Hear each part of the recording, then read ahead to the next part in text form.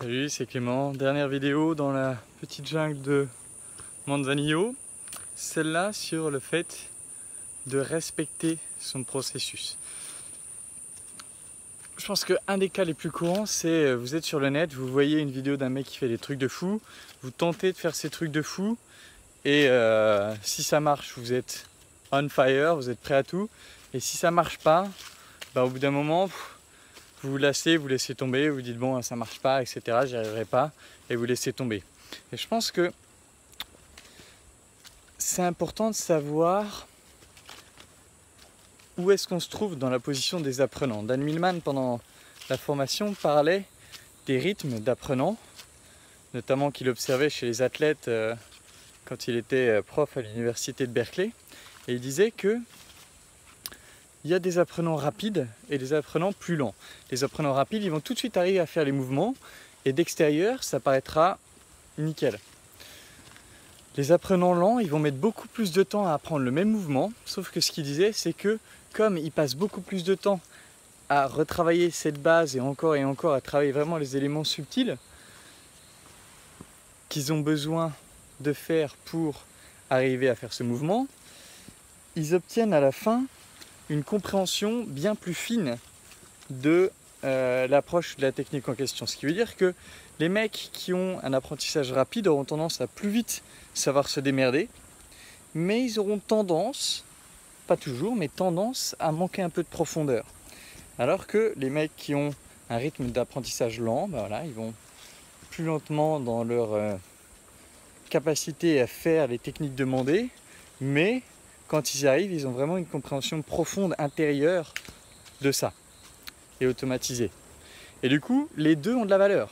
Il ne faut pas se dire ah merde, je suis compréhension lente, alors du coup c'est que je serai jamais bon. Non, les deux ont de la valeur, c'est juste que elles vont pas demander le même travail. Encore une fois, un mec qui a un mode d'apprentissage rapide, il va se dire c'est bon, je suis facile, mais souvent il va se heurter à un mur à un moment donné parce qu'il n'aura pas travaillé la profondeur.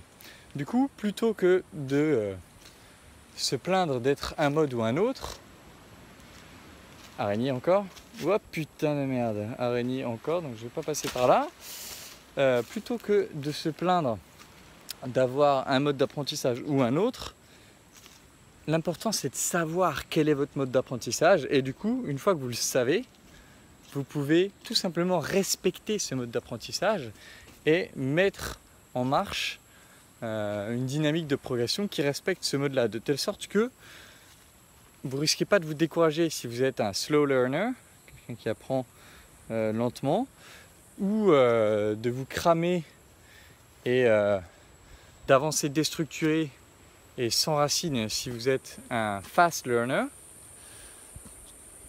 Voilà, si vous respectez votre mode d'apprentissage, vous faites le nécessaire, vous appuyez sur les forces de votre mode d'apprentissage et vous faites le nécessaire pour compenser les faiblesses de votre mode d'apprentissage et vous arrivez en tant qu'athlète complet, pour rester dans la métaphore de Dan Millman, et à la fin du compte, il n'y a plus de différence.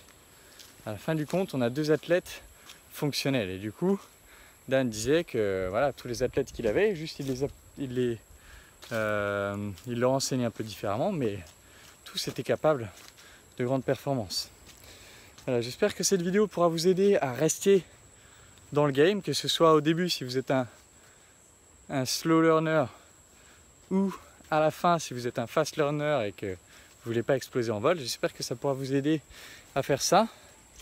Et pour l'un comme pour l'autre, slow learner, on va travailler ensemble en détail par la compréhension profonde qu'apporte la connexion authentique, la séduction, et du coup ça peut être vraiment bénéfique pour vous de faire partie de l'école des guerriers. Et pour les fast learners plus l'école des guerriers, en général ça donne un truc assez énorme parce que les mecs sont capables de vite passer à l'action, de vite avancer, et en appliquant la connexion authentique et en attaquant, en fait en commençant directement par la connexion authentique, en appliquant ça au maximum, on a très vite des résultats, très vite, encore une fois tout dépend de d'où on part, mais on a assez rapidement des résultats hors normes, des résultats qui nous dépassent, des résultats où on se dit vraiment waouh.